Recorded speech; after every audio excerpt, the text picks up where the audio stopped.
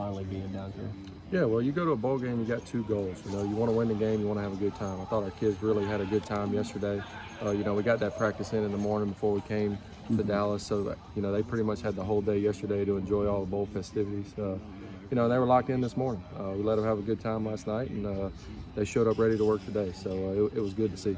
For this game on Monday, where's the balance as far as game planning to win the game against an opponent, and then maybe opening up the playbook a little bit more? It's like, hey, we've not tried this year, and just having a little extra fun with whatever options you may have. Yeah, well, you want to have a good balance of both.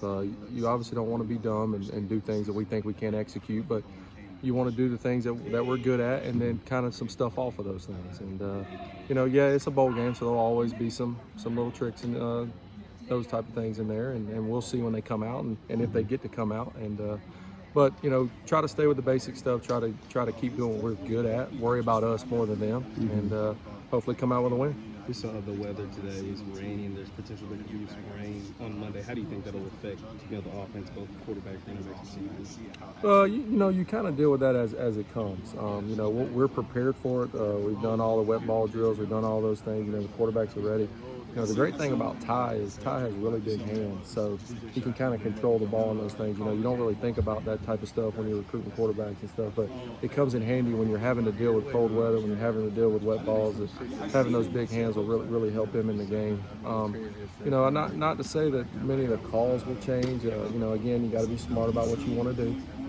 Hopefully you can establish the run early and then work off of that. And that's what we'll do. And we'll see as the game goes, as the weather changes and moves in and out, we'll see how it works. Can you speak more to just what Ty and specifically Lucky Jackson guys have been huge parts of this offense, and this is their last game just with the program, what they've meant this year and the opportunity they have to go out, one more hoorah for this last game? Yeah, well, when you come to a program like Western Kentucky, when the good ones at our level are development programs. You bring in guys, you redshirt them, and their third, fourth, and fifth year, they're really good football players for you. And that's kind of what we have. We have a good older group that's been our leaders, that's really shown our young guys the way. Y'all have asked me a lot about Lucky throughout the year. Lucky, from where he came from as a freshman to where he is now, both as a young man and as a football player, has been really cool to see. He's, no matter what happens for him in football, he has the availability now to go be successful in life. And as a coach, that's what we're here for. We're here to develop men first. And and as a football player, when we recruited him, you saw his athleticism. You saw that he could run, he could make plays. What I've really been so proud of him this year was the savviness at which he plays. The finding the open grass, the when the play doesn't work, being able to go make a play. And that speaks to Ty too. Ty's really done a good job this year of those off-schedule plays, of when it didn't work right how we thought it was going to work, of go finding a way to make a play. And that's what good players do.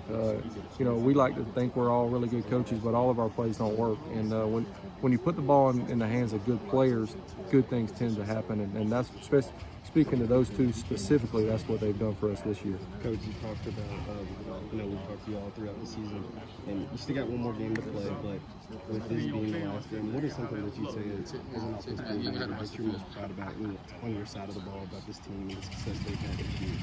Well, us as a whole, the cleanness of which we've played with, we've played 4 or 5 games this year of really holding on to the football, of playing team football, having no penalties. The pre-snap penalties, that we've really done a really good job. Hadn't had many of them all year. So the cleanness of the way we've played offense, and just the toughness our kids have shown, man. We've been in a lot of tough football games this year, a lot of close games where they haven't all gone our way, but the kids just kept battling the whole time. And you talk about what we came from last year to what we've accomplished this year, man.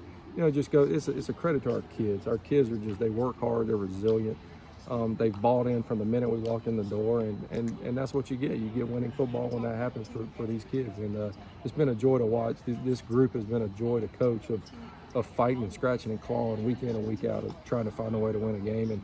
And this is their gift to win. This is what they've earned the right to go out and play on a national stage in a great venue in a cool city and have a good time, and to go out and put one last time together, one last hoorah for our guys. How do coaches find a way to enjoy the bowl side of things? I know there's a lot of activities organized for the players. How do coaches find a way to do that? Bowl games are pretty simple. Bowl games are for our wives and families of what they've had to put up with all year, and bowl games are for the players. Coaching-wise, we got one job, that's to find a way to win the game. We determine how much fun we have by winning or losing, and then it's surely about that. I will love this bowl if we come out with a win on Monday, and I won't like it very much if we don't, and it's pretty much that simple. Our life as coaches doesn't change a whole lot, even for the bowl games. You try to have fun, but it's a normal work week for us. It's really for our wives and kids and for those players.